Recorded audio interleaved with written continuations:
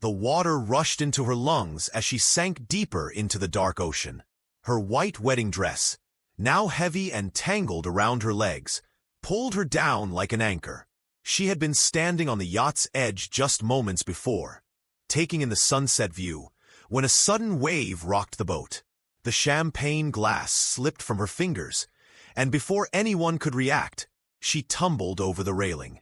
The cold shock of the water stole her breath as she plunged beneath the surface. From the yacht above, panicked voices shouted. Her new husband, one of the richest men in the country, screamed her name. But the wedding celebration had turned into chaos, and no one on board knew how to swim well enough to save her.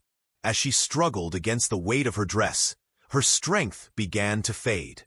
The surface grew more distant with each passing second. The beautiful day that was supposed to be the start of her new life now seemed like it would be her last. 12-year-old Jamal watched the scene unfold from the shore. He had been collecting shells along the private beach when he heard the commotion. His mother had taught him never to go near the fancy yachts that sometimes anchored offshore.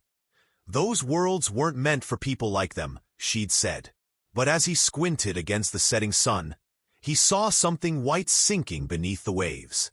Without hesitation, he dropped his bucket of shells and ran into the water. Jamal had grown up swimming in these waters.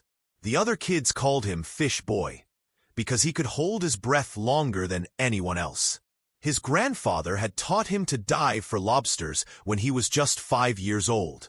The ocean was like a second home to him. As he swam toward the yacht with powerful strokes, he didn't think about the danger. He only thought about the person drowning below. Taking a deep breath, he dove beneath the surface. The salt stung his eyes, but he kept them open, searching for any sign of white in the darkening water. There, about 15 feet down, he spotted her. Her eyes were closed, bubbles escaping from her lips as she continued to sink. With his lungs already burning, Jamal pushed himself deeper, kicking hard against the resistance of the water. When he reached her, he grabbed her arm and tried to pull her up, but her dress was too heavy. Frantically, he tugged at the fabric, trying to free her from its weight. His chest tightened as his body screamed for air, but he refused to let go. Using all his strength, he managed to tear the dress enough to loosen its grip. Then, wrapping his arm around her waist, he kicked for the surface with everything he had left. By the time they broke through to the air, Jamal's vision was dotted with black spots. Gasping for breath, he held the woman's head above water and began swimming toward shore. The yacht was too far away now, and she needed help immediately. As he swam, he could feel her body was limp against his. Fear gripped him. Was he too late? On the beach, a small crowd had gathered. Someone must have called for help because Jamal could hear sirens in the distance. With one final push, he dragged the woman onto the sand and collapsed beside her. She wasn't breathing. "Someone help her!" he cried out, his voice hoarse from exhaustion and seawater. An older man pushed through the crowd and knelt beside the woman. "I'm a doctor," he said, immediately starting chest compressions. Jamal watched, shivering, as the doctor worked to bring her back. After what seemed like forever, the woman suddenly coughed, water spilling from her mouth as she gasped for air. Relief washed over Jamal. He had done it. He had saved her. The sound of a helicopter grew louder overhead as an ambulance pulled up to the beach. Medical workers rushed forward with a stretcher. As they lifted the woman, her eyes fluttered open briefly, meeting Jamal's for just a moment before they carried her away. "You're a hero, son," the doctor said, placing a hand on Jamal's shoulder. "You saved her life." But Jamal wasn't listening. He was watching a speedboat racing toward shore from the yacht. A tall man in a tuxedo jumped out before it even reached the sand, splashing through the shallow water in his expensive shoes. His face was twisted with worry as he ran toward the ambulance. "That's Richard Wilson," someone in the crowd whispered. "The tech billionaire. They just got married today." Jamal had never heard of Richard Wilson. He didn't know about tech companies or billions of dollars. All he knew was that the man looked terrified as he climbed into the ambulance beside his wife. As the doors closed and the ambulance drove away, Jamal realized he was still shaking. A woman wrapped a towel around his shoulders. "Where are your parents, honey? We need to call them." Jamal looked up at her, suddenly remembering his mother would be worried sick. "My mom works at the hotel kitchen," he said, pointing down the beach to the large resort that dominated the coastline. "She doesn't know I'm here." The woman nodded. "Let's get you somewhere warm, and we'll call her. What's your name?" "Jamal," he replied, his teeth chattering. "Jamal Thompson." As they walked away from the water, Jamal looked back one last time at the ambulance disappearing around the bend. He hoped the woman would be okay. He had no idea that his life had just changed forever, or that the next time he would see Richard Wilson, it would be under very different circumstances. 3 days passed before Jamal heard anything about the woman he had saved. His mother had been equal parts proud and terrified when she learned what happened. "You could have drowned too," she had said, hugging him so tight he could barely breathe. But her eyes shone with pride when the local news ran a small story about the brave local boy who had rescued a drowning woman. The story didn't mention that the woman was the new wife of billionaire Richard Wilson. It didn't say anything about a wedding or a yacht, just that a tourist had fallen into the ocean and a local boy had saved her. Jamal's mother, Gloria Thompson, had insisted on keeping their family out of the spotlight. "We don't need that kind of attention," she had told the reporter who came knocking. Jamal had gone back to his normal life, helping his mother at home, going to school, and spending his free time at the beach. But something had changed inside him.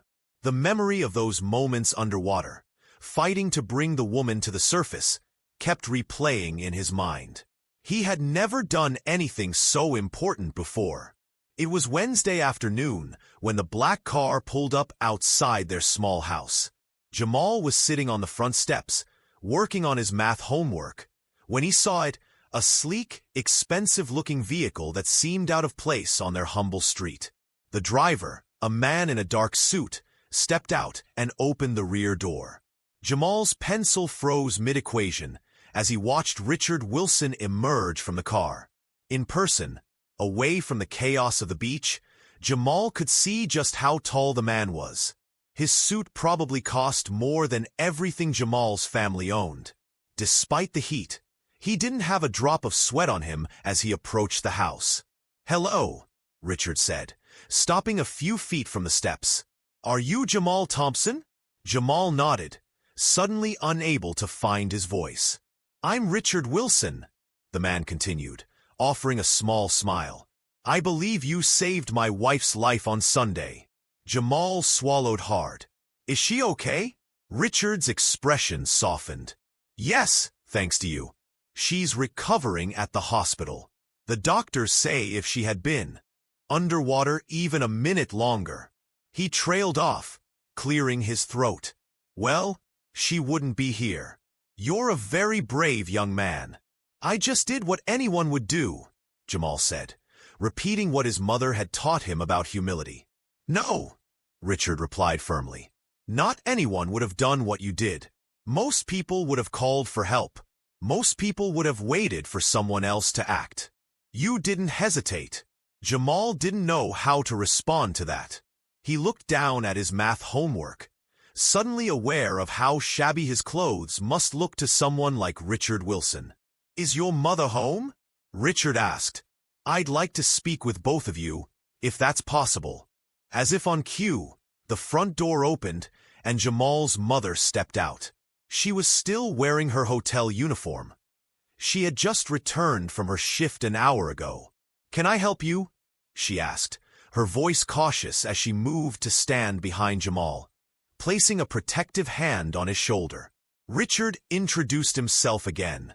"Mrs. Thompson, I can't express how grateful I am for what your son did.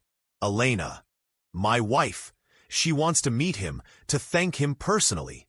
I was hoping I could bring him to see her tomorrow, With your permission, of course. Gloria's grip on Jamal's shoulder tightened slightly. That's very kind, but... Mom, Jamal interrupted, looking up at her. I want to see if she's really okay. Gloria hesitated. Jamal knew she was wary of rich people. She had worked in service jobs her whole life, and had told him stories about how some wealthy folks treated people they considered beneath them. But something in Jamal's expression must have convinced her. All right, she said finally. But I'm coming too. Richard nodded. Of course. I'll send a car for you both tomorrow afternoon, if that works for you. After they had worked out the details and Richard had left, Gloria sat down next to Jamal on the steps. You really want to go? Jamal nodded. I keep seeing her face, Mom. When they were taking her away in the ambulance. I need to know she's really okay. Gloria wrapped an arm around him. You've got a good heart, Jamal. Just like your father did. She rarely mentioned his father, who had died when Jamal was just 4 years old. Just remember, we don't need anything from these people. We're doing fine on our own. Jamal nodded, but as he looked at the worn-out soles of his sneakers and thought about the leaky roof that had kept them up during the last rainstorm, he wasn't so sure. His mother worked so hard, often taking double shifts at the hotel. Maybe this was a chance for something better. The next day, the same black car arrived to pick them up. Gloria had put on her one nice dress, and Jamal wore his school uniform, the closest thing he had to formal clothes. The driver took them to the island's private hospital, a place they had never been before. Normal folks like them went to the public clinic when they were sick. The hospital looked more like a fancy hotel.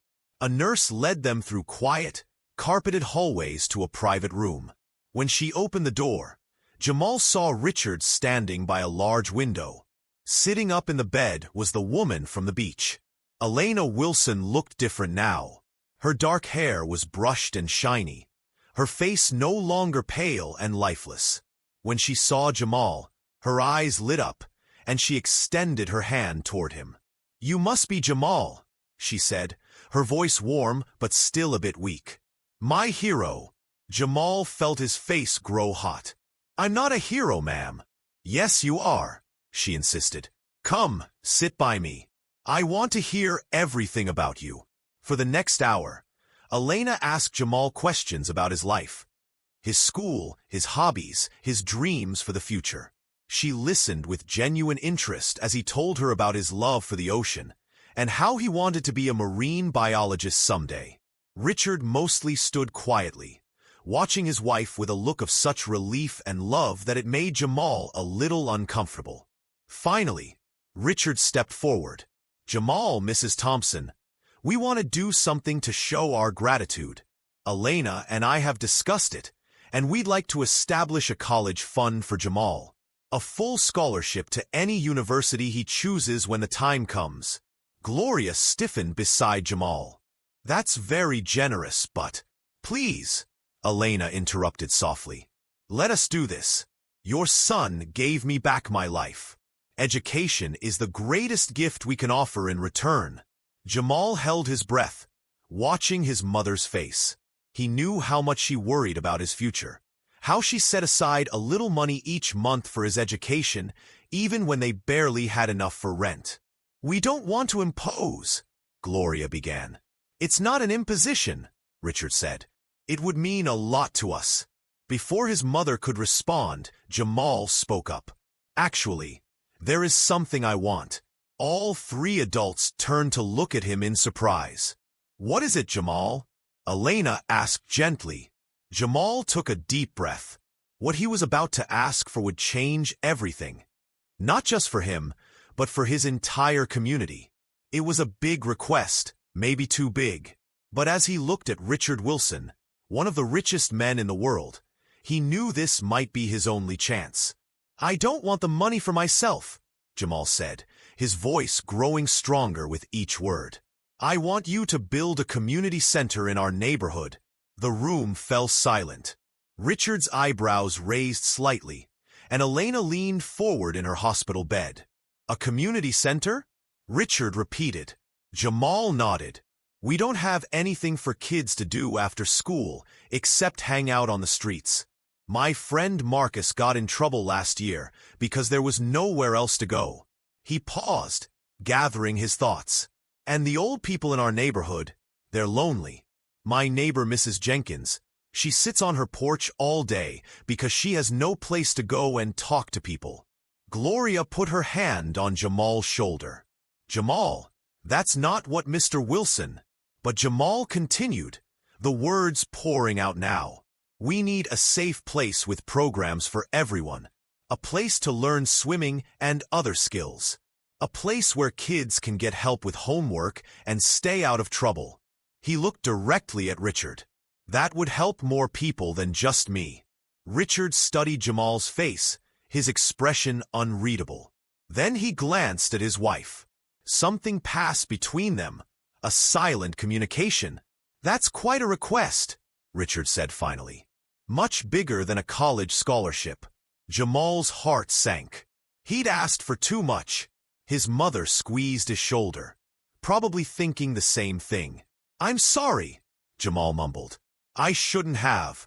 It's an excellent idea, Elena interrupted, her eyes bright. Don't you think so, Richard? Richard walked slowly to the window, looking out at the view. For a long moment, he said nothing. When he turned back, his expression had changed. You know, Jamal, he began, when I was about your age, I spent a lot of time at a community center in my neighborhood. It wasn't much, just an old building with some books and a basketball hoop. But it kept me off the streets. The man who ran it, Mr. Coleman, he believed in me when no one else did. He paused. I've never told anyone this, but that place probably saved my life. Elena watched her husband with a soft smile, as if she was hearing this story for the first time too. Where I grew up, Richard continued, most kids didn't make it out. They got caught up in bad situations because there were no other options. No safe spaces. He turned to look directly at Jamal. You're right. A community center would help more than just one person. Jamal felt hope rising in his chest. So you'll do it? Richard nodded slowly. Yes, I think we will. But I'd need your help, Jamal.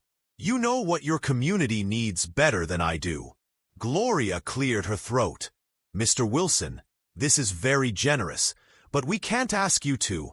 You're not asking, Mrs. Thompson, Richard interrupted gently. Your son saved the most important person in my life. I think his request shows remarkable character. He turned back to Jamal. Most people would have asked for something for themselves. You asked for something to help others. Elena reached out and took Jamal's hand. We'd like to do both, if that's all right with you and your mother. The community center will be built, and your college education will be taken care of. Jamal couldn't believe what he was hearing. He looked at his mother, whose eyes had filled with tears. I don't know what to say, Gloria whispered. Say yes, Elena urged gently. Let us do this. Gloria nodded, too overcome with emotion to speak. Richard pulled out his phone. I'll have my team start looking for a suitable location right away. We'll need to talk to city officials about permits, of course. He spoke with the confidence of someone used to making things happen. There's an abandoned warehouse on Pine Street, Jamal suggested. It's big, and it's in the middle of the neighborhood so everyone could walk there. Richard looked impressed. You've already thought about this, haven't you? Jamal nodded. I've been thinking about it for a long time. I just never thought it could actually happen. As they left the hospital that day, Jamal felt as if he was walking on air. His mother was quiet during the car ride home, processing everything that had happened. When they arrived at their house, she finally spoke. Jamal, I've never been more proud of you than I am today, she said, her voice thick with emotion. Not just for saving that woman's life, but for thinking of others when you could have asked for anything for yourself. Jamal smiled. I learned it from you, Mom. Over the next few weeks, things moved quickly. Richard's team purchased the abandoned warehouse Jamal had suggested. Architects came to the neighborhood to meet with community members and hear what they wanted in their new center. Jamal attended every meeting, offering ideas and making sure everyone's voice was heard. Word spread through the neighborhood. At first, people were skeptical. Rich outsiders had made promises before, only to disappear when things got complicated. But as construction crews arrived and the old warehouse began to transform, hope grew. Jamal visited the construction site every day after school. The foreman, a kind man named Joe, gave him a hard hat and let him watch the progress. Sometimes Richard would join him, explaining the plans and asking for Jamal's input. One afternoon, as they stood watching the walls of the community center take shape, Richard grew quiet. "You know, Jamal," he said finally, "I've built office towers and luxury apartments all over the world, but this might be the most important building I've ever been involved with." "Why?" Jamal asked. Richard gestured to the neighborhood around them. "Because this isn't just a building. It's hope. It's opportunity. It's the chance for kids like you to have choices I never had at your age." He paused, until Mr. Coleman stepped in and showed me another path. "What happened to him?" "Mr. Coleman?" Jamal asked. A shadow passed over Richard's face. "He died before I made my first million. I never got to thank him properly or show him what I became because of his influence." He placed a hand on Jamal's shoulder. "But I can honor his memory by doing for your community what he did for me." As Jamal looked up at the half-finished building, he felt a sense of pride and possibility that he had never experienced before. This was really happening. And it had all started because he hadn't hesitated when someone needed help. The summer heat beat down on the construction site as work on the community center continued. What had once been a decaying warehouse was now taking shape as something new and promising. Fresh paint brightened the exterior walls, and large windows had been installed to let in natural light. The transformation was remarkable, but it wasn't just the building that was changing. The entire neighborhood seemed different somehow. People who had barely spoken to each other before were now stopping to chat about the center's progress. Children pressed their faces against the temporary fencing, watching in wonder as their new space took form. Even the most skeptical residents had started to believe that something good was actually happening in their community. Jamal had become something of a local celebrity. Everywhere he went, people wanted to hear about his meetings with Richard Wilson and what the center would include. His mother worried about all the attention at first, but she couldn't deny the positive effect it was having on her son. Jamal stood taller these days, spoke with more confidence, and took his responsibilities seriously. Richard had insisted that Jamal be involved in every aspect of the planning. "It's your vision," he had said. "You should help make it a reality." And so, 3 times a week, Richard's driver would pick Jamal up after school and take him to meetings with architects, contractors, and program coordinators. Today was different, though. Today, Richard had invited Jamal to his temporary office in the city, the penthouse suite of the island's most luxurious hotel. As the elevator climbed to the top floor, Jamal's stomach fluttered with nerves. Despite all their interactions over the past few months, he still felt out of place in Richard's world. The elevator doors opened directly into a spacious living area with floor-to-ceiling windows overlooking the ocean. Elena was there, looking fully recovered from her near drowning. She smiled warmly when she saw Jamal. "There he is," she exclaimed, crossing the room to greet him. "Our community center expert." Jamal smiled shyly. "Hi, Mrs. Wilson." "Elena, please," she corrected gently, as she had many times before. "Richard is on a call, but he'll be out in a minute. Come sit down. I want to hear how your science project is going." As they chatted, Jamal marveled at how easy it was to talk to Elena now. She remembered everything he told her, about his classes, his friends, his dreams of studying marine biology. She never made him feel like a charity case or obligation. She treated him like he mattered. Richard emerged from another room, tucking his phone into his pocket. "Sorry about that," he said. "Business never stops, even on a tropical island." He sat down across from Jamal. "So, are you ready for the big reveal?" Jamal's eyes widened. "You mean the final plans?" Richard nodded, reaching for a large tube on the coffee table. He pulled out several rolled blueprints and spread them across the table. "These are the completed designs for the Thompson Community Center." "Thompson?" Jamal repeated, stunned. "As in, my last name?" "We thought it was fitting," Elena said softly. "After all, none of this would be happening without you." Jamal stared at the blueprints, a lump forming in his throat. There it was, printed right on the front elevation. Thompson Community Center. His name would be on a building that would help hundreds of people. It was overwhelming. "Now," Richard continued, seemingly unaware of Jamal's emotional reaction, "I want to show you some additions we've made based on community feedback." He pointed to different areas of the blueprints, explaining each new feature. There would be a computer lab with high-speed internet, a kitchen for cooking classes, a small health clinic staffed by volunteer doctors, and a sizable library. Outside, plans included a playground, community garden, and basketball court. "And this," Richard said, pointing to a separate building at the back of the property, "is something special." Jamal leaned closer to see the details. The small building was labeled Marine Education Center. "A marine center?" Jamal asked, confused. Richard smiled. "Elena remembered how passionate you are about marine biology. We thought having a space dedicated to ocean education would be meaningful. Not just for you, but for all the kids in the neighborhood. We've already reached out to the university about sending graduate students to run programs there." They were very enthusiastic. Jamal traced the outline of the Marine Center with his finger, hardly able to believe what he was seeing. It was as if Richard had reached into his heart and pulled out his deepest dream, then made it real on paper. "I don't know what to say," Jamal whispered.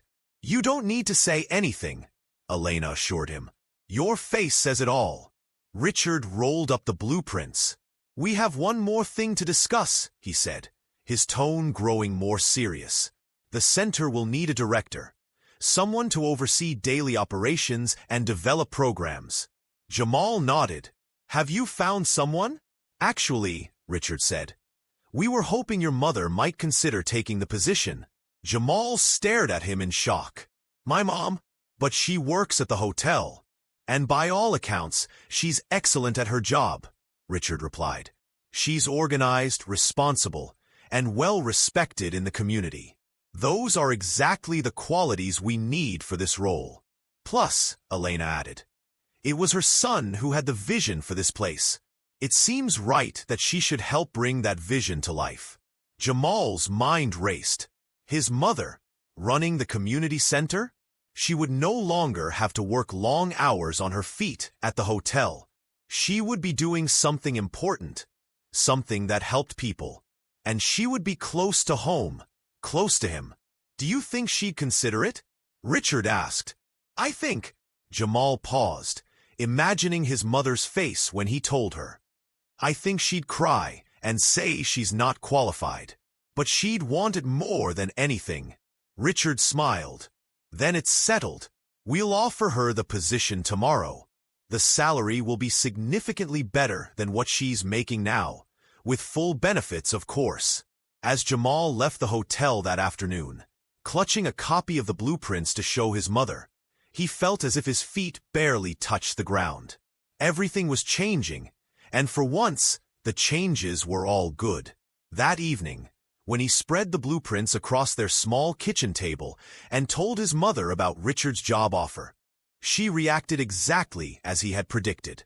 First came disbelief, then tears, then protests about her qualifications. "Mom," Jamal said firmly, taking her hands in his, "you've been taking care of people your whole life. You took care of me by yourself after Dad died. You take care of our neighbors when they need help. You even take care of the guests at the hotel, making sure they have everything they need. This is what you do. Gloria looked down at the blueprints, at the name Thompson Community Center, printed in bold letters. They're really naming it after us? She asked quietly. Jamal nodded. Richard says it's because none of this would be happening without us.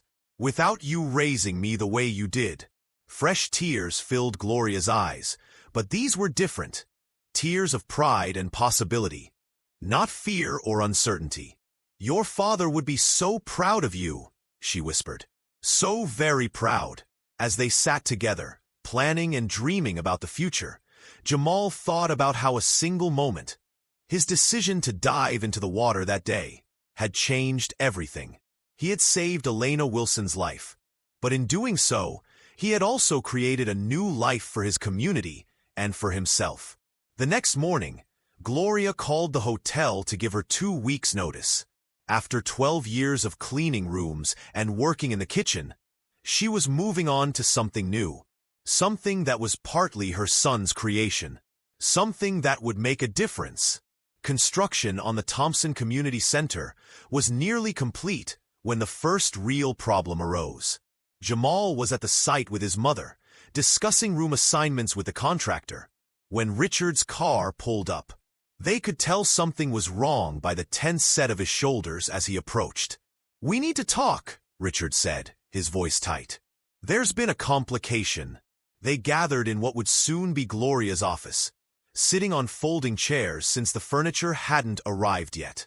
Richard rubbed his forehead, looking uncharacteristically stressed.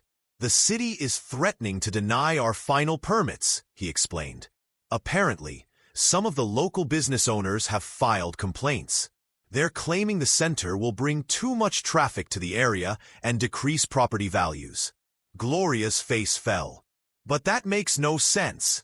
If anything, the center will improve the neighborhood." "It's not about logic," Richard said grimly. "It's about money. I've looked into the businesses involved. They're all owned by a development company called Coastal Properties. From what I can gather, they've been slowly buying up real estate in this area. Why would they care about our community center?" Jamal asked. Richard sighed. "Because they have other plans for this neighborhood. Plans that probably involve tearing down houses and building luxury condos. The last thing they want is a thriving community center that strengthens the neighborhood and gives residents a reason to stay." The implications sank in slowly. This wasn't just a minor setback. It was a direct threat to everything they had worked for. "What can we do?" Gloria asked. "Fight it," Richard replied. "I've already called my lawyers. But legal battles take time, and meanwhile, construction has to stop until this is resolved." Jamal looked around at the nearly finished center. The walls were painted, the floors installed. They were weeks away from opening day. "How long will it take?" Richard shook his head. "Hard to say. Months, possibly." "Months?" Gloria echoed, dismayed. "But people are counting on this place.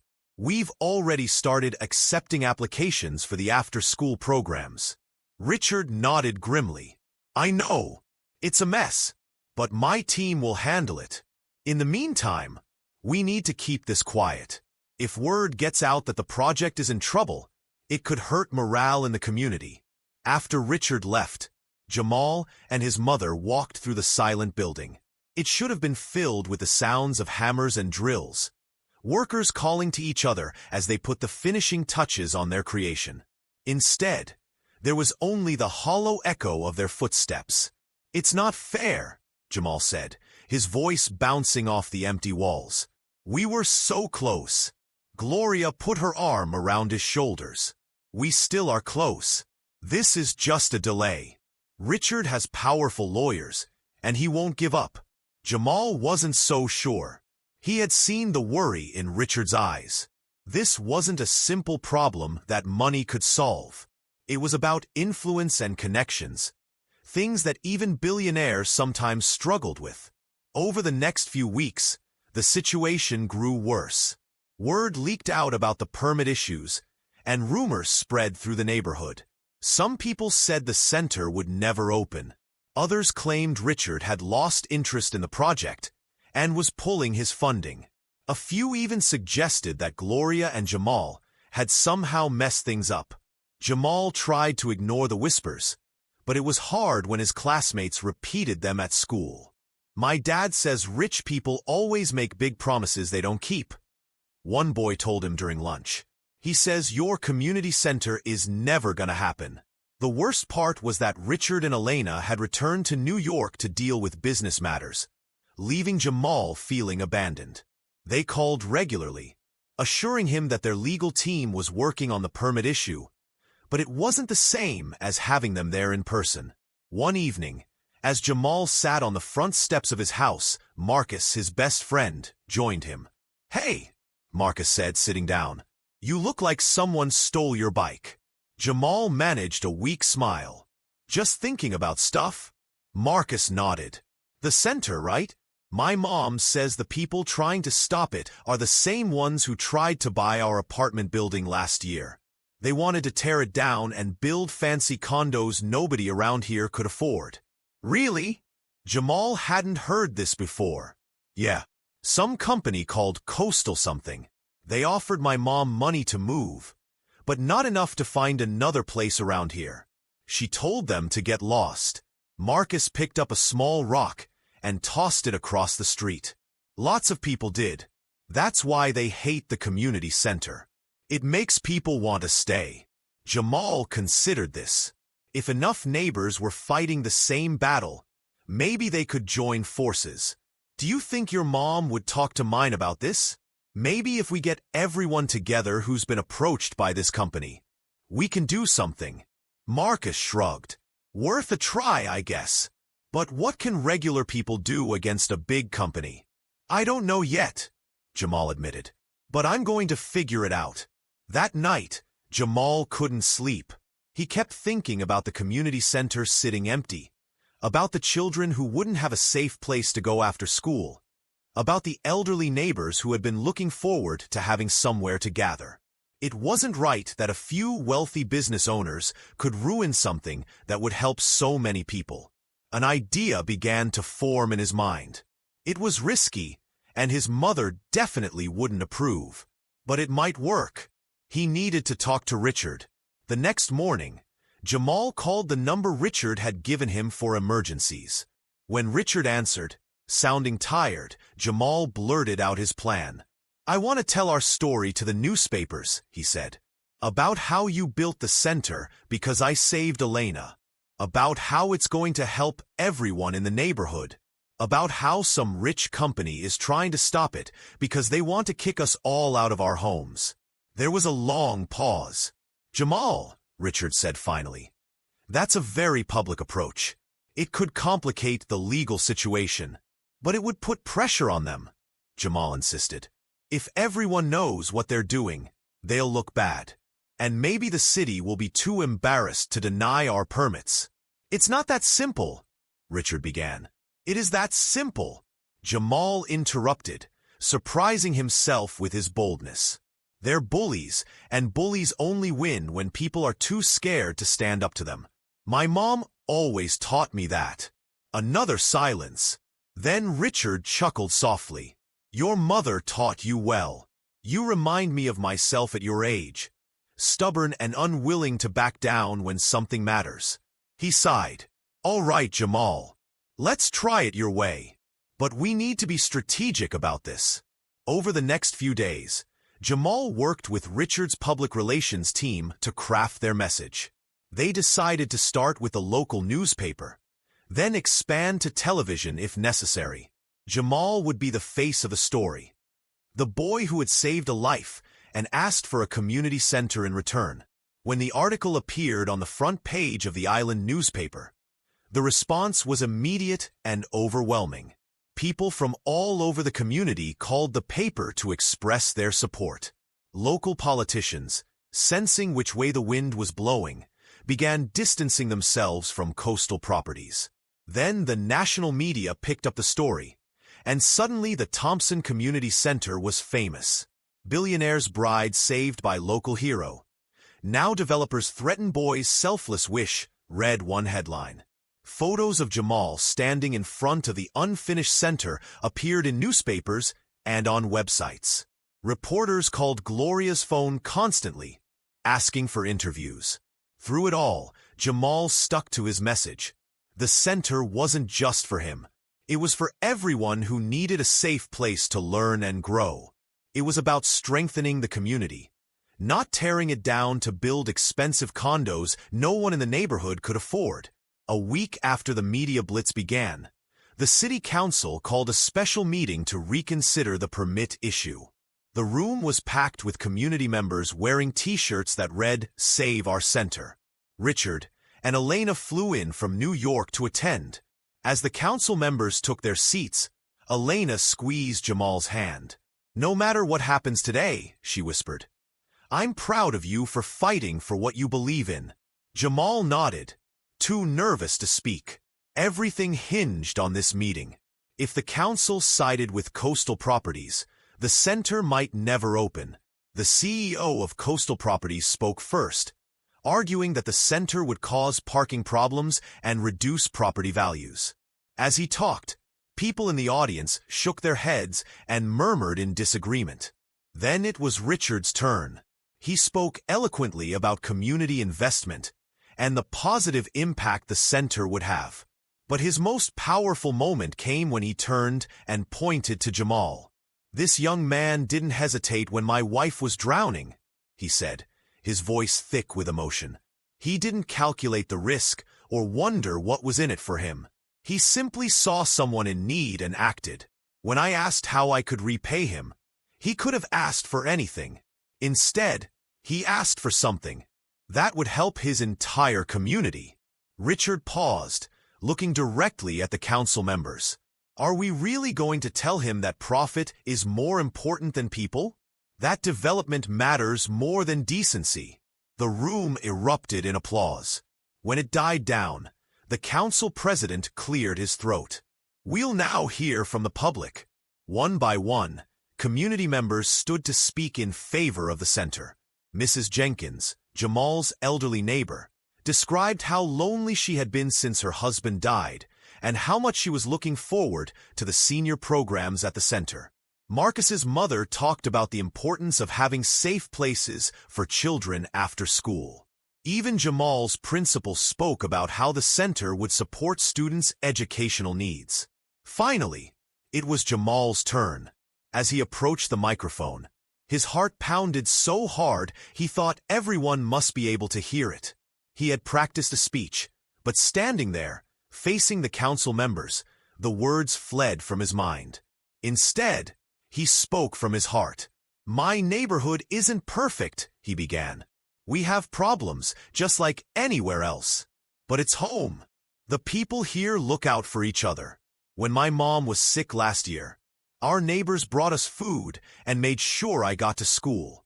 When Hurricane Maria hit, we all helped clean up each other's yards." He paused, gathering his courage. The community center isn't just a building. It's a promise that our neighborhood matters, that we matter. Please don't take that away from us. The room was completely silent when he finished. Even the representatives from Coastal Properties looked uncomfortable.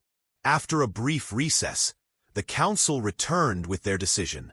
The permits would be granted, with certain conditions about parking and operating hours. The Thompson Community Center could move forward. The crowd erupted in cheers.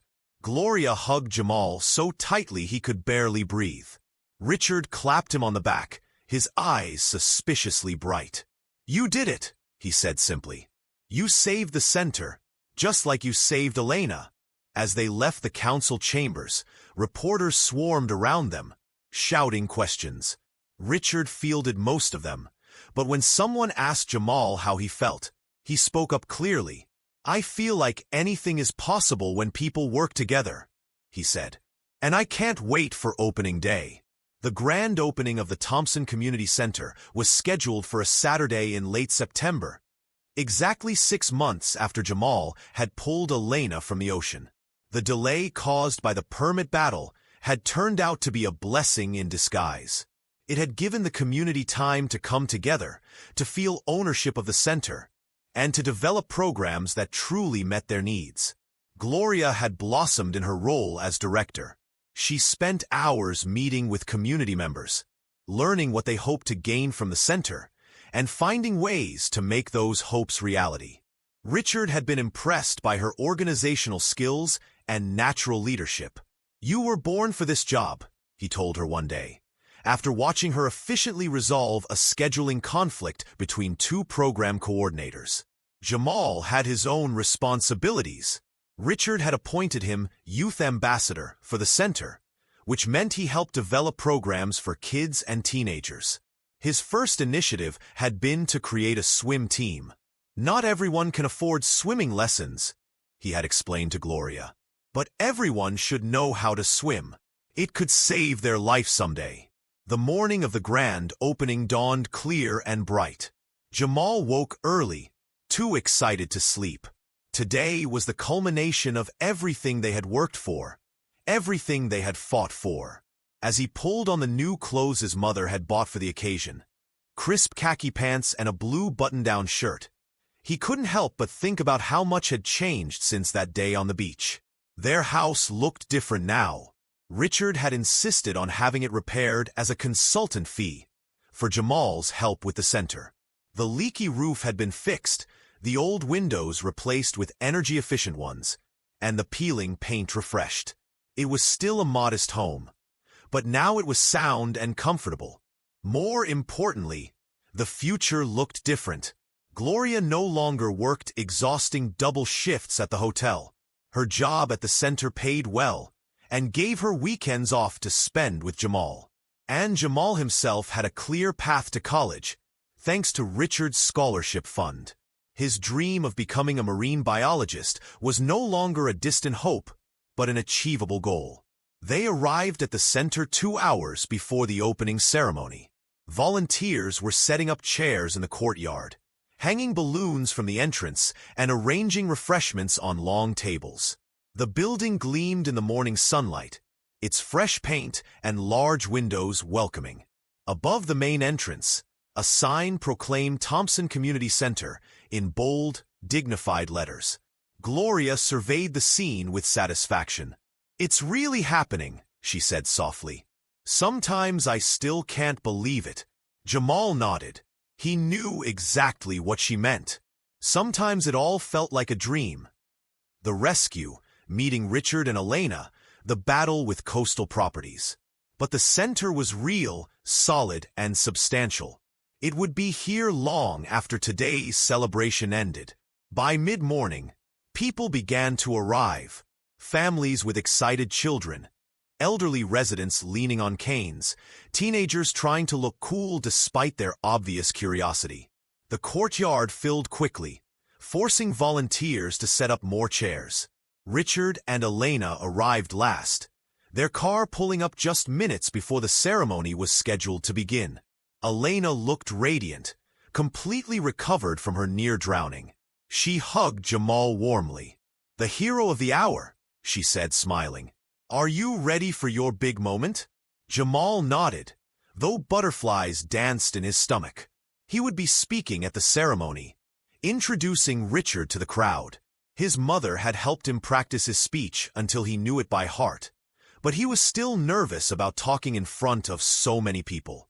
As they took their places on the small stage that had been set up, Jamal looked out at the sea of faces.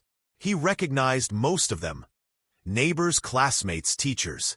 These were the people who would benefit from the center, who would fill it with life and purpose in the days and years to come. Gloria stepped up to the microphone first. As director, it was her job to welcome everyone. "Good morning," she began, her voice strong and clear. "Today marks the beginning of a new chapter for our community. The Thompson Community Center will be a place of learning, growth, and connection. A place where everyone is welcome, regardless of age or background." She spoke briefly about the programs that would be offered: after-school tutoring, job training, health screenings, cooking classes, senior activities, and more. Then she introduced Jamal. As he approached the microphone, Jamal took a deep breath. 6 months ago, he began, I was just a regular kid collecting shells on the beach.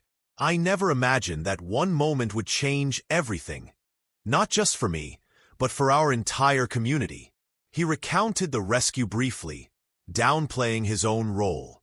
Anyone would have done the same, he insisted, though many in the audience shook their heads, knowing that wasn't true. Then he spoke about his request to Richard. I asked for something that seemed impossible. A place that could help everyone, not just me. Mr. Wilson could have said no. He could have given me a scholarship and called it done. But he listened. He saw the need in our community, and he chose to meet it. For that, we all owe him our thanks. Jamal turned to Richard, gesturing for him to come forward. Ladies and gentlemen, the man who made all this possible, Mr. Richard Wilson. The applause was thunderous as Richard took his place at the microphone. He waited for it to die down before speaking. Thank you, Jamal, for that kind introduction. But I think you have things backward. I'm not the hero of this story. You are. He smiled at the boy. Jamal Thompson showed extraordinary courage twice. First when he dove into the ocean to save my wife, and again when he asked not for personal gain, but for something that would benefit his community. Richard's voice grew softer, more emotional. My wife Elena is alive today because of this young man's bravery. I could never repay that debt. Not really. But when Jamal asked for a community center, something unexpected happened. He paused. I found myself remembering what it was like to be a boy with potential, but limited opportunities. I remembered the community center that changed my life when I was young. The crowd was silent now, hanging on his every word. Richard rarely spoke publicly about his background, and his vulnerability in this moment was captivating. What Jamal couldn't have known, Richard continued, is that his request gave me something priceless. The chance to honor those who helped me when I was young by doing the same for a new generation. His voice caught slightly. So you see, I'm not the generous one here. Jamal gave me a gift far greater than any building. He gave me the opportunity to make a meaningful difference, to create something that will outlast all my business achievements. Elena had moved to stand beside her husband, her hand slipping into his. Her eyes shone with tears and pride as he spoke. The Thompson Community Center doesn't bear my name, Richard concluded. And that's exactly as it should be. This place exists because a boy named Jamal Thompson saw someone in need and didn't hesitate to help. May his example inspire everyone who walks through these doors. As Richard stepped back, wiping his eyes discreetly, the crowd rose to their feet in a standing ovation. Jamal stood frozen, overwhelmed by Richard's words. He had never seen the billionaire so emotional, so open. It made him seem human in a way Jamal hadn't fully appreciated before. Gloria joined them on stage for the ribbon-cutting ceremony. Elena handed her a large pair of scissors, insisting that she should do the honors. This is your community's achievement, Elena said. You should be the one to open its doors. With a deep breath, Gloria cut the red ribbon stretching across the center's entrance. The crowd cheered as the doors swung open, revealing the bright, welcoming interior. People began streaming inside, eager to explore the new facilities. As Jamal watched them go, children racing toward the game room, seniors walking slowly toward the community lounge, teenagers checking out the computer lab, he felt a sense of completion. This was exactly what he had imagined when he made his request to Richard. A place full of life and possibility, open to everyone.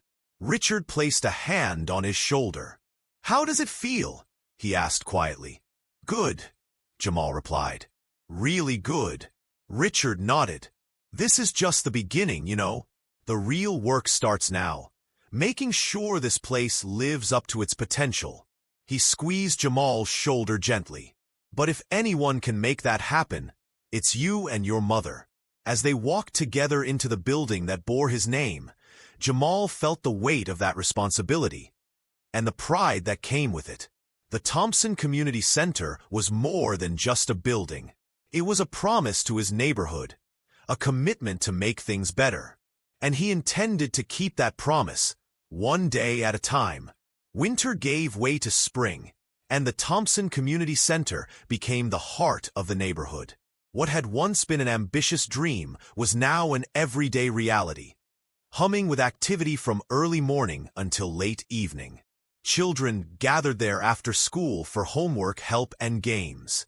Adults attended job training workshops and parenting classes. Seniors found companionship in the community lounge, sharing stories and playing cards. For Jamal, now 13, the center had become a second home. He spent most afternoons in the Marine Education Center, working alongside university students who taught classes on ocean conservation and marine biology. His favorite part was the saltwater aquarium that took up one entire wall, filled with local sea creatures that visitors could observe and learn about. "You've got a real talent for this," said Dr. Chun, the marine biology professor who supervised the program. "Have you thought about joining our summer research team? We could use someone who knows these waters as well as you do." Jamal tried to contain his excitement. "Really? You'd let me help with actual research?" Dr. Chun smiled. "It would be more than helping. You'd be a full member of the team, with your own responsibilities. Richard has set up a special scholarship for community center students to participate. You'd even get a small stipend." This was beyond anything Jamal had imagined. Real scientific research with real scientists. A chance to contribute to knowledge about the ocean he loved. "Yes," he said immediately. "I'd love to join the team." When he told his mother about the opportunity that evening, she beamed with pride. "Look at you," she said, "already starting your career." Then her smile faltered slightly. "I just wish your father could see you now." Jamal rarely asked about his father. The pain of his absence was an old wound that had never fully healed. But tonight, sitting at the kitchen table with his mother, he felt brave enough to ask, "Do you think he would be proud of me?" Gloria reached across the table and took his hand. "Oh, Jamal, he would be so proud he wouldn't be able to stop talking about you." She smiled softly, her eyes distant with memory. "Your father loved the ocean too, you know. He used to take you to the beach when you were just a baby.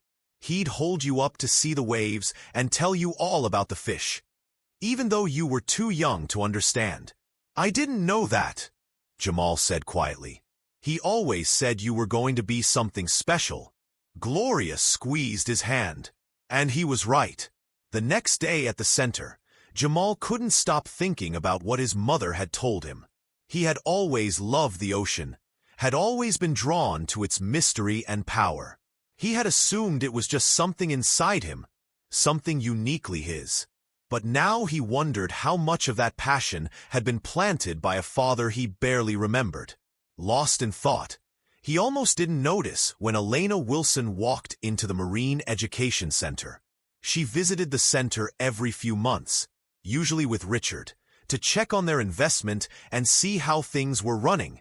But today she was alone. "Jamal," she called, waving. "Just the person I was looking for." He smiled and went to greet her.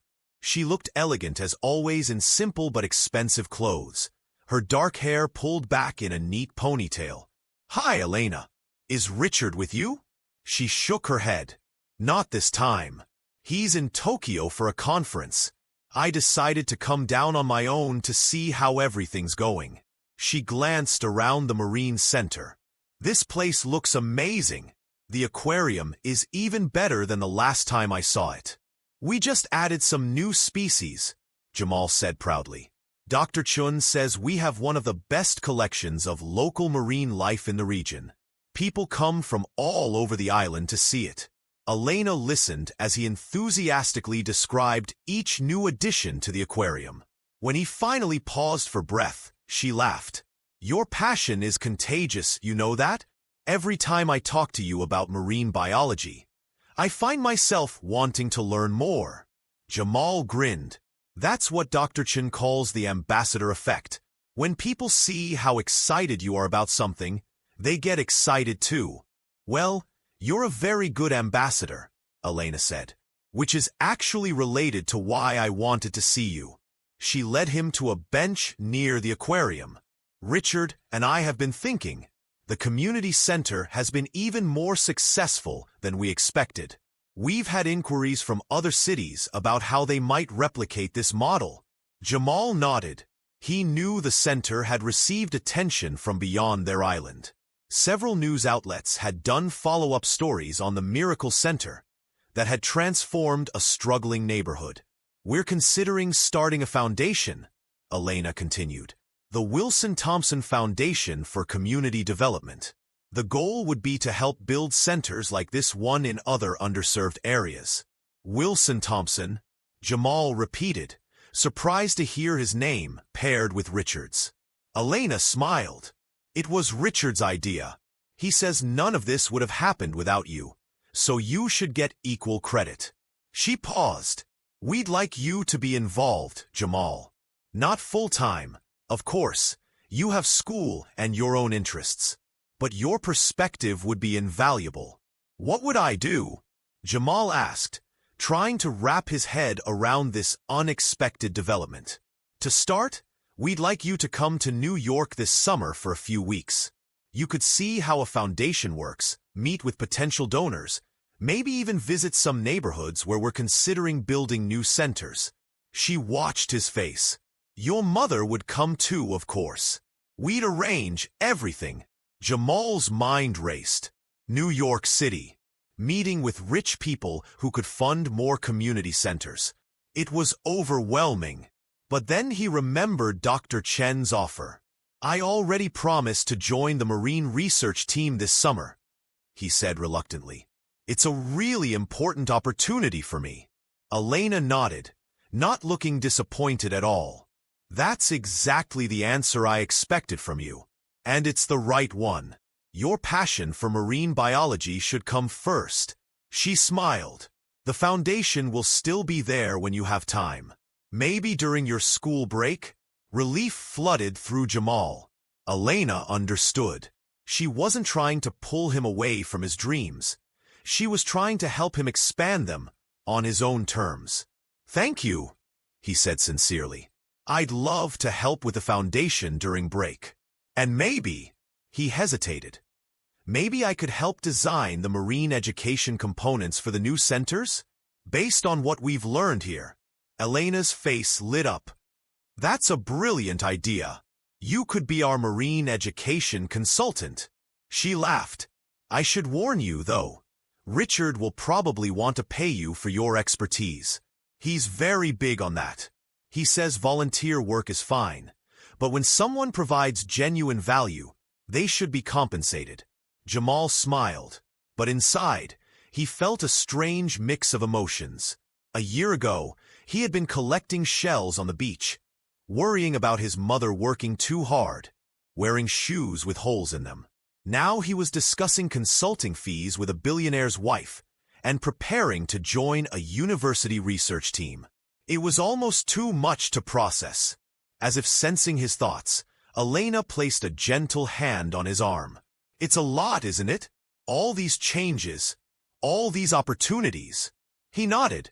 Sometimes I feel like I don't deserve it. Like it's all just luck, because I happened to be on the beach that day.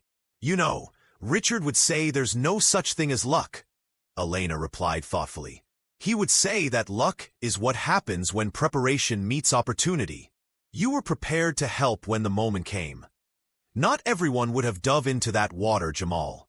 Many would have called for help or waited for someone else to act. You didn't. She gazed at the aquarium, at the colorful fish swimming peacefully behind the glass. And when Richard offered you anything you wanted, you were prepared with a vision that went beyond yourself. That wasn't luck. That was character. Jamal absorbed her words, feeling something shift inside him. Maybe she was right. Maybe what had seemed like an extraordinary stroke of fortune was actually the natural outcome of who he was and the values his mother had taught him. Besides, Elena added with a smile. If anyone got lucky that day, it was me. Lucky to have you nearby when I fell into the ocean. As they walked together through the rest of the center, checking in on various programs and chatting with staff and participants, Jamal found himself seeing the place through new eyes. This wasn't just a building or even just a community resource. It was the first seed of something much larger. A model that could be replicated in other communities, helping other children and families across the country. And somehow, improbably, he was part of it all. A boy from a small house with a leaky roof, the son of a hotel worker, had helped create something that might change countless lives. It was humbling and exhilarating all at once. When they reached the front entrance, Elena hugged him goodbye. "I'll call your mother about the New York trip during your break," she said. "And Jamal, Richard and I are so proud of you, not just for saving me, but for everything you've done since." As he watched her get into her waiting car, Jamal felt a surge of determination. He would make the most of every opportunity that came his way. The research team, the foundation, his education. He would honor the faith that Elena, Richard, and his mother had placed in him. And maybe, just maybe, he would make his father proud too. The Marine Research Program turned out to be even more exciting than Jamal had anticipated. Under Dr. Chen's guidance, the team was studying the effects of ocean temperature changes on local coral reefs. Each day brought new discoveries and challenges as they collected data, analyzed samples, and documented their findings. Jamal quickly proved his value to the team. His intimate knowledge of the island's waters helped them locate the best research sites, and his natural curiosity led to thoughtful questions that sometimes opened new avenues of investigation. Though he was years younger than the college students who made up the rest of the team, they treated him as an equal, respecting his insights and contributions. One hot Tuesday in July, as they returned from a morning of diving, Dr. Chen pulled Jamal aside. "I've been meaning to talk to you about something," she said, her expression serious. "The data we've been collecting is concerning. The coral bleaching is spreading faster than we expected, especially in the northern reefs." Jamal nodded. He had noticed the change himself. Vibrant, colorful coral formations turning pale and lifeless. "Is there anything we can do?" "Actually, that's what I wanted to discuss with you. I'm preparing a report for the Environmental Protection Agency. It will include recommendations for conservation measures, possibly even restricted zones where fishing and boating would be limited." She hesitated. "The thing is, those restrictions could affect local fishermen. People like your neighbor, Mr. Rodriguez." Jamal understood the implication immediately. Mr. Rodriguez had been fishing these waters for 40 years. It was his livelihood, his identity. Telling him he couldn't fish in certain areas would be like telling him he couldn't breathe. "They won't like it," Jamal said quietly. Dr. Chun sighed. "No, they won't. But if we don't act, there might not be any fish left for them to catch in a few years. The reefs are nurseries for so many species. If they die, the whole ecosystem could collapse," Jamal finished. He had learned enough in their research to understand the delicate balance of ocean life. "Exactly. But scientific reports only go so far. What we really need is community support." Dr. Chen looked at him thoughtfully. "The fishermen respect you, Jamal. They've known you since you were small. If you could talk to them, explain what's happening to the reefs, maybe they'd be more receptive to the conservation measures." Jamal hesitated. What Dr. Chun was asking wasn't easy. The fishermen were proud, independent men who didn't like being told what to do, especially by government officials or scientists from the mainland. But they were also practical. If the reefs died, their way of life would die too. "I can try," he said finally. "But I'll need help. They'll want to see the evidence for themselves." Dr. Chen smiled. "That's actually a brilliant idea. We could organize a trip, take some of the fishing community out to the reefs. Let them see the bleaching firsthand." "And," Jamal added, warming to the concept. We could use the Marine Center to host a community meeting, explain the science, answer questions, get their input on the conservation plan. Perfect, Dr. Chun agreed. We'll make them partners in this effort, not just subjects of regulation. Over the next few weeks, Jamal threw himself into this new project. He visited the docks early in the morning to talk with fishermen as they prepared their boats. He showed them photographs of the bleached coral and explained, in simple terms, what was happening and why it mattered. Most importantly, he listened to their concerns and ideas. Mr. Rodriguez, a weathered man with sun-creased skin and strong, calloused hands, was skeptical at first. The ocean has always changed, he told Jamal. It takes, and it gives. That's the way of things. Yes, Jamal agreed. But this is different. The changes are happening too fast now. The ocean doesn't have time to recover. The older man studied him for a long moment. You really believe this, don't you? This isn't just something those university people have put in your head. I've seen it myself, Jamal said simply. Come with us next week. See the reefs.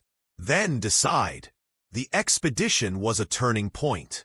6 fishermen, including Mr. Rodriguez, joined the research team on their boat. At the reef, they took turns using the diving equipment to see the bleaching up close. When Mr. Rodriguez surfaced from his dive, his expression was grim.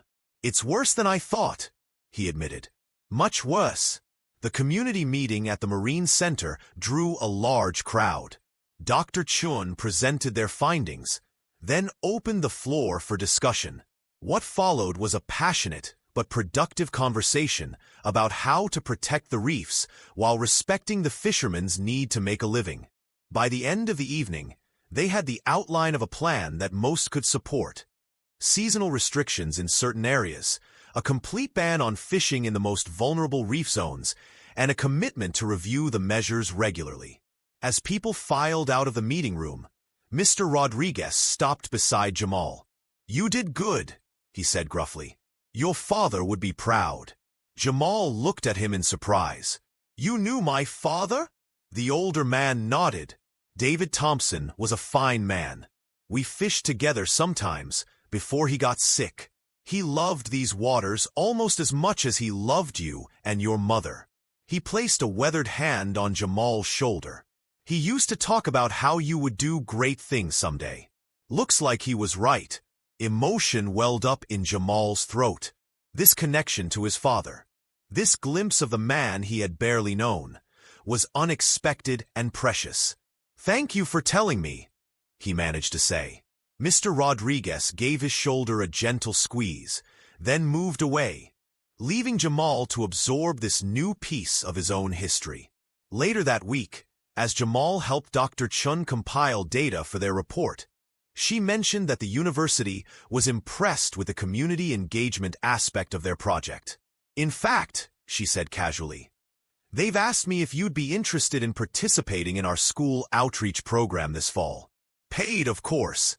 You'd visit classrooms around the island, talk about marine conservation, conduct simple experiments with the students. Jamal looked up from his computer. Me? Teaching? More like inspiring, Dr. Chun corrected. You have a gift for making complex ideas accessible, Jamal, and children relate to you in a way they don't to adults with fancy degrees. The idea appealed to him immediately. He thought about the younger kids at the community center, how their eyes widened when he told them about the creatures living in the ocean, how they crowded around the aquarium, pointing and asking questions. The chance to spark that same curiosity in other children across the island was tempting. I'd need to work around my school schedule, he said, already mentally calculating how many hours he could commit. Dr. Chun smiled. Naturally. We'd make it work. The university is prepared to be very flexible. They see you as an investment in the future. An investment in the future. The phrase echoed in Jamal's mind as he walked home that evening. That's what Richard and Elena had seen in him too. What his mother had always seen. What, apparently, his father had seen even when Jamal was too young to remember. It was a heavy responsibility, being viewed that way, but also a gift. All these people believed in his potential, were willing to open doors for him, to give him chances he might not otherwise have had. Not because of luck, as Elena had said, but because of something they recognized in him. Some quality or capacity that he was only beginning to understand himself. When he reached home, he found his mother sitting at the kitchen table with a stack of brochures spread out before her. "What are those?" he asked, dropping his backpack on a chair. "College information," Gloria replied. "I know it's early. You've still got years of high school ahead. But Richard sent these over. He says it's never too soon to start thinking about where you might want to apply." Jamal picked up one of the brochures. Stanford University. Another for MIT. Harvard. Yale. Columbia. Names he had heard, but never considered as possibilities for himself. "These are all really expensive schools," he said, a note of concern in his voice. Gloria smiled. "Don't worry about that. Remember, Richard set up that scholarship fund for you. He says it will cover anywhere you want to go." She looked at the brochures. "It's overwhelming, isn't it? All these choices." Jamal nodded, sinking into a chair. "Sometimes I feel like my whole life changed because I happened to be on that beach that day. Like everything was set on a different path in that moment." "Maybe," Gloria acknowledged. "Or maybe that moment just revealed who you already were. The boy who would dive into dangerous waters to help a stranger. The boy who would ask for something to benefit his community instead of himself." She reached across the table to take his hand. "Those qualities were already inside you, Jamal. The opportunity just brought them to light." Jamal considered this. It was a comforting thought, that his current path wasn't some random accident of fate, but a natural extension of who he had always been. "Do you think I could really go to one of these schools?" he asked, gesturing at the brochures. "I know you could," Gloria said with certainty. "But what matters is what you want. These schools, the marine research, the community foundation work with Richard and Elena. They're all options, not obligations. Your future is yours to shape." As Jamal looked at his mother, at the pride and love shining in her eyes, he felt a surge of gratitude. For all she had done for him, all she had taught him, for the values she had instilled that had guided his choices on that fateful day, and every day since. "I want to make a difference," he said simply. "Like the community center has. Like you do every day." Gloria smiled, tears glistening in her eyes. "Then you will," she said softly. "You already are." The New York City skyline spread out before Jamal as the airplane began its descent. Towering skyscrapers rose like a forest of steel and glass, glinting in the afternoon sun. It was his first time flying, his first time leaving the island, and the view took his breath away. Beside him, his mother gripped the armrest nervously. "It's so big," she murmured, gazing out the window. "So many buildings." Jamal nodded, equally awed. Their island home, with its small towns and stretches of undeveloped coastline, hadn't prepared them for the sheer scale of the city. Even though he had seen New York in movies and photographs, the reality was overwhelming. It was winter break of Jamal's freshman year of high school, and they were finally taking Richard and Elena up on their invitation to visit New York. The trip had been postponed twice. First because of Jamal's commitment to the marine research team, then because of Gloria's responsibilities at the community center. But now, with a capable assistant director handling things at the center and school out for 2 weeks, the time was right. Richard had sent his private jet to bring them to New York, an experience that had left them both speechless.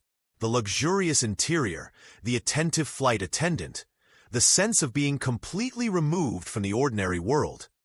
It was like nothing they had ever experienced. "Do you think they live like this all the time?" Gloria had whispered as they settled into the buttery leather seats. "Probably," Jamal had replied. But I don't think it impresses them anymore. It's just normal for them. Now, as the plane touched down at a private airfield outside the city, Jamal spotted a familiar figure waiting beside a black car.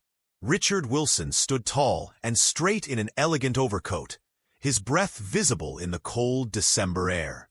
As soon as they deplaned, he strode forward to greet them. "Welcome to New York," he said warmly, hugging Gloria and clapping Jamal on the shoulder. "How was the flight?" "Amazing," Jamal admitted. "I've never seen anything like it." Richard smiled. "Well, that's just the beginning. Wait until you see the city." The drive into Manhattan was like entering another world. Jamal pressed his face against the car window, trying to take in everything at once. The endless stream of vehicles, the crowds of people hurrying along the sidewalks, the holiday decorations that adorned the buildings. Gloria sat quietly beside him, her eyes wide with wonder. "Elena wanted to be here to welcome you," Richard explained as they drove. "But she's finalizing arrangements for the Foundation Gala tomorrow night. She's very excited to see you both." The gala was one of the reasons for their visit. The Wilson Thompson Foundation for Community Development was hosting its first major fundraising event, and Richard had insisted that Jamal and Gloria attend as guests of honor. "After all," he had said during one of their phone calls, "your names are on the foundation. People should meet the Thompson part of Wilson Thompson." The car turned onto a tree-lined street and pulled up in front of an elegant townhouse. "Here we are," Richard announced. "Home sweet home." A doorman hurried down the steps to help with their luggage as Richard led them inside. The entrance hall was warm and inviting, with rich wooden floors and soft lighting. Elena appeared from a room off to the side, her face lighting up when she saw them. "You made it," she exclaimed, embracing first Gloria then Jamal. "I've been counting the days. Come in, come in. You must be exhausted from the journey." They followed her into a spacious living room where a fire crackled in a large stone fireplace. Floor-to-ceiling windows offered a view of a small but perfectly maintained garden, now dusted with snow. The room was beautifully decorated for the holidays, with a massive Christmas tree glittering with lights and ornaments. "Your rooms are all ready," Elena said. "I thought you might want to rest a bit before dinner. Then tomorrow we have a full day planned. A tour of the city in the morning, then preparations for the gala."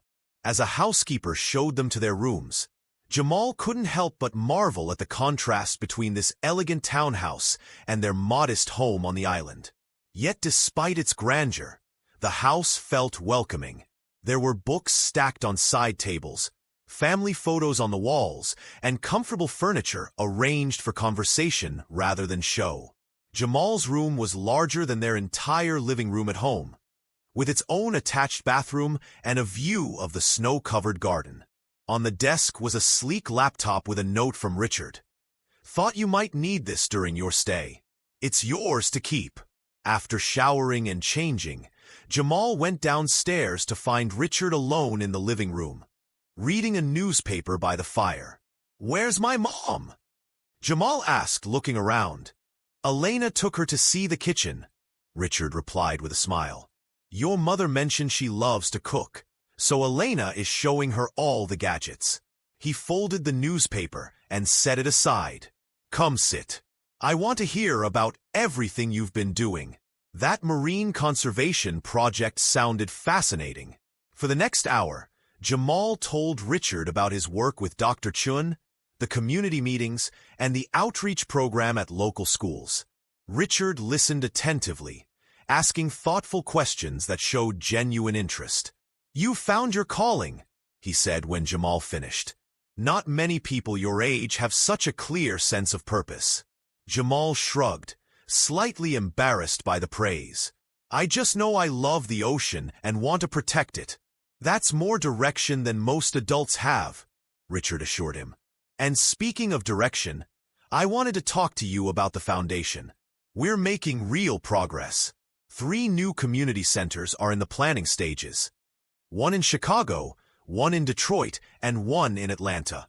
each one modeled on the Thompson Center, but adapted to meet local needs. Pride swelled in Jamal's chest.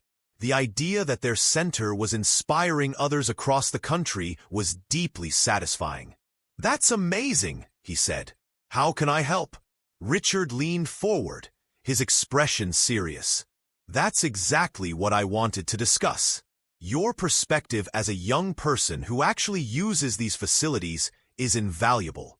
The Foundation Board wants to create a youth advisory council, and we'd like you to head it." "Me?" Jamal asked, surprised. "But I don't know anything about running a council." "You'll learn," Richard said confidently. "Just like you learned about marine research and community organizing. The important thing is that you understand what makes a community center work for young people. That's knowledge we need." Before Jamal could respond, Elena and Gloria joined them, chatting and laughing like old friends. Dinner that evening was a relaxed affair, with Elena asking about everyone at the center and Gloria sharing stories about the community programs that had been most successful. The next morning brought Jamal's first real taste of New York City. Richard hired a car and driver to take them on a tour of the major landmarks: the Empire State Building, Central Park, Times Square, the Brooklyn Bridge. Each site was more impressive than the last, but what struck Jamal most was the energy of the city, the sense of possibility that seemed to pulse through its crowded streets. "What do you think?" Richard asked as they stood looking out over the city from the top of the rock observation deck. "It's incredible," Jamal replied honestly. "So much life, so many different kinds of people. It makes our island seem very small." Richard nodded. "That's how I felt the first time I came to New York.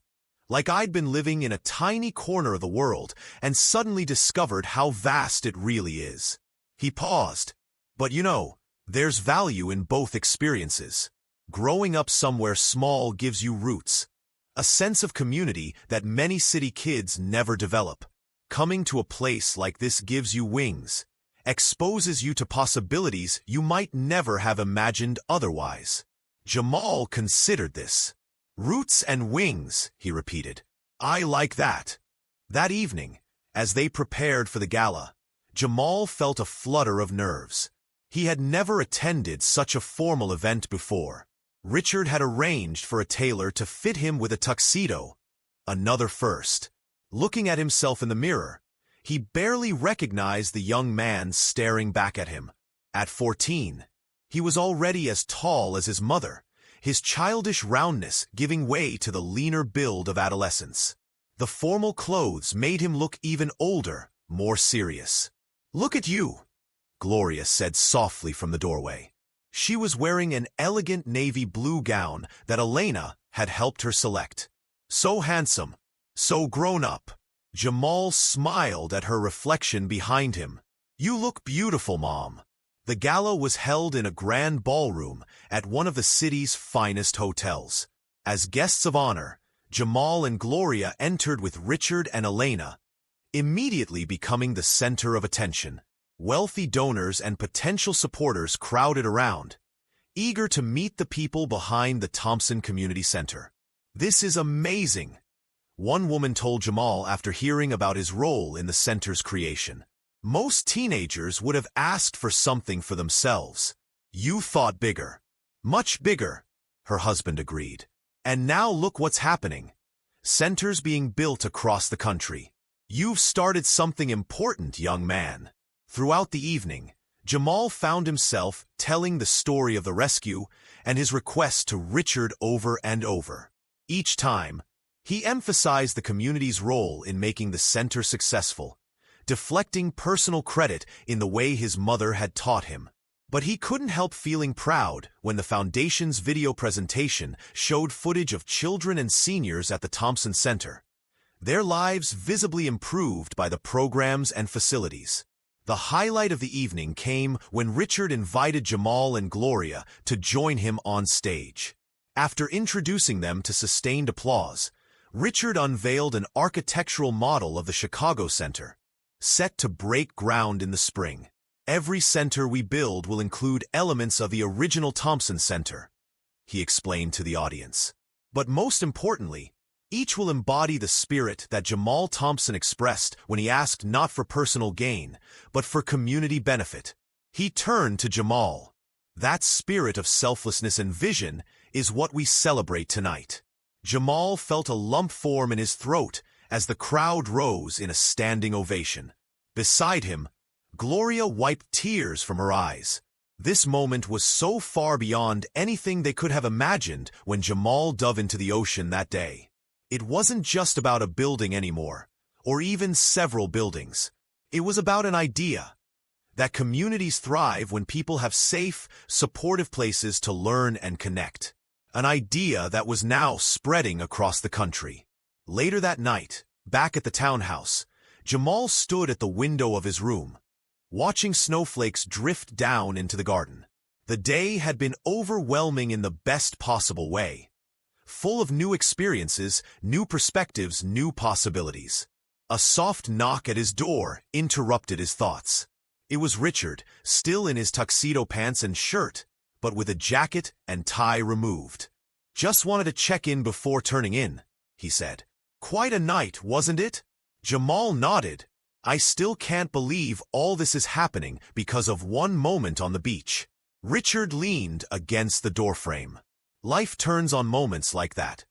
Choices made in an instant that ripple outward forever. He studied Jamal thoughtfully.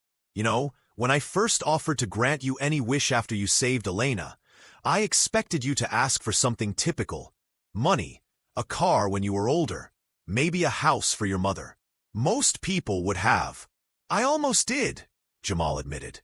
"I thought about asking for college money. But then I thought about Marcus and Mrs. Jenkins and everyone else in the neighborhood. It just seemed like a chance to do something bigger." Richard smiled. "And that, Jamal, is what makes you extraordinary. Not the rescue itself, brave as it was, but the vision that followed." He straightened up. "Get some rest. We have more to discuss tomorrow about your role with the foundation." As Richard turned to leave, Jamal called after him. "Richard, thank you. Not just for tonight, but for everything. For believing in me." Richard paused, his expression softening. "No, Jamal. Thank you. For saving Elena, yes, but for much more than that." His voice grew quieter, more emotional. "You reminded me of something I had forgotten. That wealth only matters when it's used to make a difference. When you asked for that community center, you changed my life as surely as I changed yours." With that, he bid Jamal good night, leaving the boy to ponder his words as the snow continued to fall outside, covering the city in a blanket of pristine white. 5 years passed, bringing changes both expected and surprising. The Thompson Community Center continued to thrive, expanding its programs each year to meet community needs. Gloria had become a respected community leader, consulting with other centers across the country about effective management strategies. And Jamal, now 19 and in his second year at the University of Miami on Richard's scholarship, was studying marine biology with a minor in environmental policy. College had opened new worlds to Jamal. His professors recognized his unique combination of scientific curiosity and community organizing skills, encouraging him to think about careers that would utilize both. One had even suggested he consider law school after his undergraduate degree, focusing on environmental law, a path that would allow him to fight for ocean conservation at a policy level. It was an intriguing idea, one that Jamal turned over in his mind as he flew home for summer break.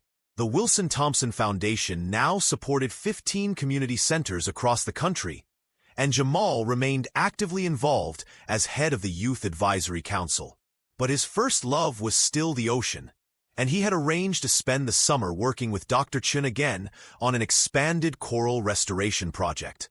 As the plane began its descent toward the island, Jamal gazed out the window at the familiar coastline.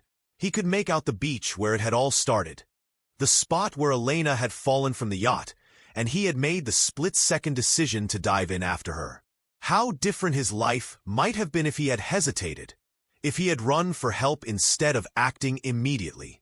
His mother was waiting at the airport, her face lighting up when she spotted him. They embraced tightly, Gloria stepping back to look at him with pride. "You get taller every time I see you," she said, shaking her head in wonder. "It's only been a few months, Mom," Jamal laughed. "I'm pretty sure I've stopped growing." "Well, you look more grown up anyway," she insisted as they walked to her car. A modest but reliable vehicle that Richard had insisted on giving her when she received her promotion to regional director for the foundation. On the drive home, Gloria filled him in on local news.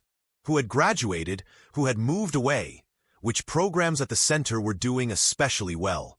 "Oh, and Richard and Elena are here," she added casually. "They arrived yesterday." "Really?"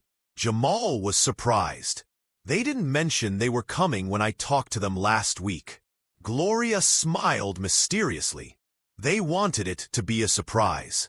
They're planning something special for tomorrow, the 6th anniversary of the rescue." Jamal groaned. "Mom, you know how I feel about making a big deal out of that." I know. You think it puts too much focus on you instead of the community work." She glanced at him affectionately. "But humor them? They're very excited about whatever they're planning."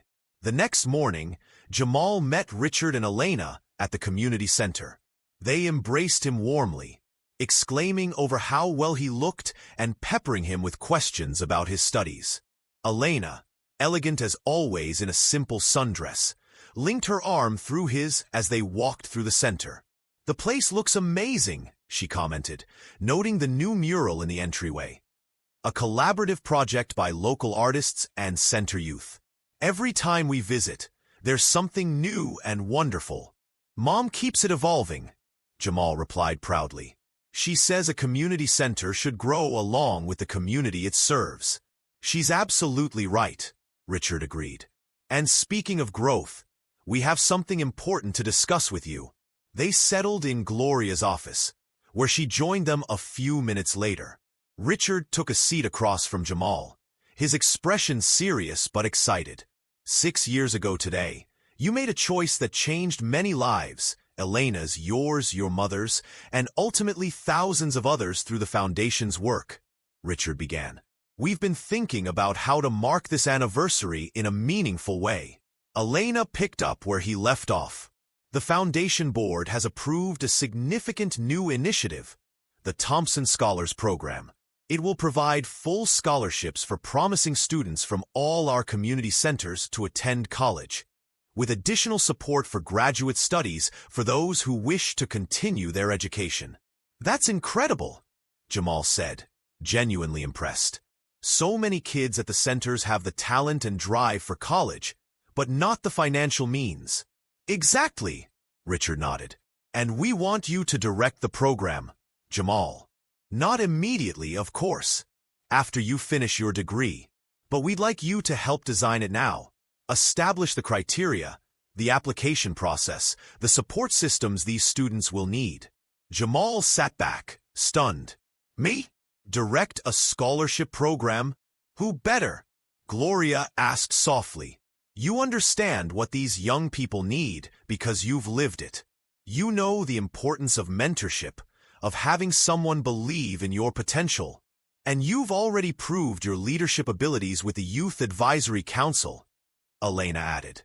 "This would be a natural evolution of that role." Jamal's mind raced with possibilities.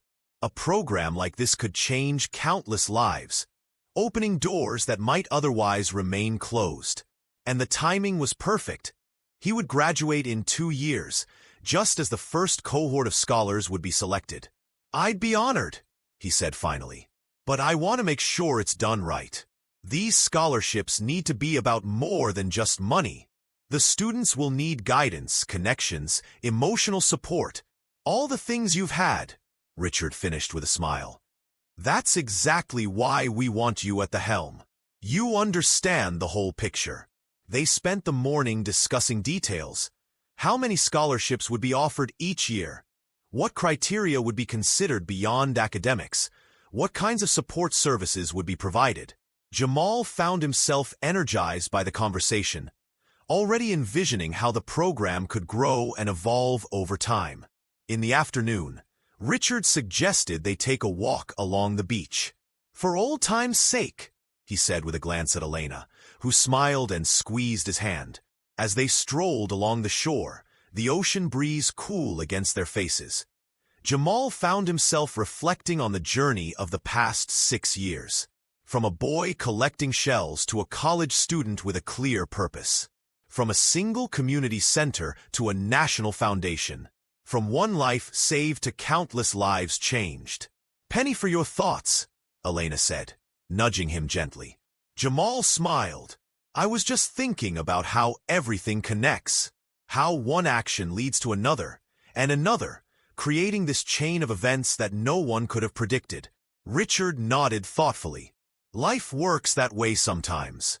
A single choice, made in a moment of crisis, reveals character and creates opportunity. The real test is what you do with that opportunity." They had reached the exact spot where Elena had been pulled from the water 6 years earlier. She stopped, gazing out at the ocean. "I still have nightmares about it sometimes," she admitted quietly.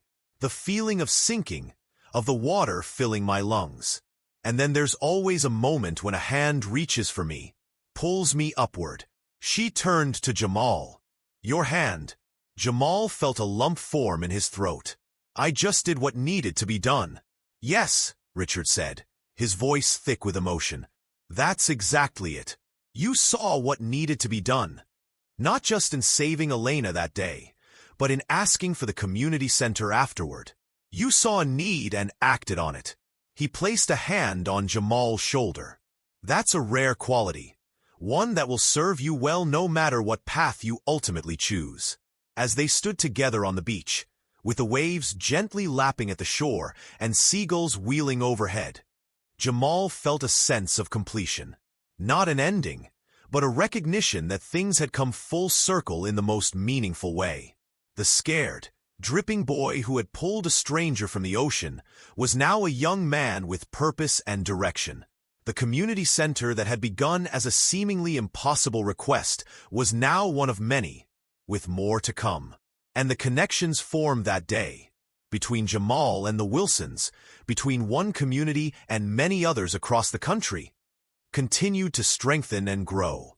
"You know," Jamal said as they turned to walk back, "when I jumped into the water that day, I was just thinking about getting to you in time." He looked at Elena. "I never imagined where it would lead." "None of us did," Richard replied. "But that's the beauty of it, isn't it?